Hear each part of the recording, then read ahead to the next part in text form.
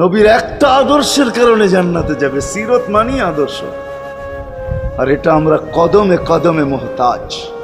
কেননা এই ছোট জীবনটা যদি গ্রহণযোগ্যতা পর্যন্ত পৌঁছাইতে হয় আল্লাহর কাছে, চাই নারী হই, চাই যুবক হই, চাই বৃদ্ধ হই, যেই মানুষই হই না কেন, যেখানেরই হই না কেন, যেই বাসারই হই না কেন, যেই বর্ণেরই হই না কেন, যেই পেশারই হই না কেন, যেই সোসাইটিরই হই না কেন, এই জীবনটাকে যদি গ্রহণযোগ্যতা পর্যন্ত পৌঁছাইতে হয় কার কাছে? দুনিয়া আলাদের কাছে না, মালিকের কাছে, যিনি এক ফোঁটা পানির থেকে অস্তিত্ব দিছেন, যার কাছে আবার আমাদেরকে ফিরা যেতে হবে।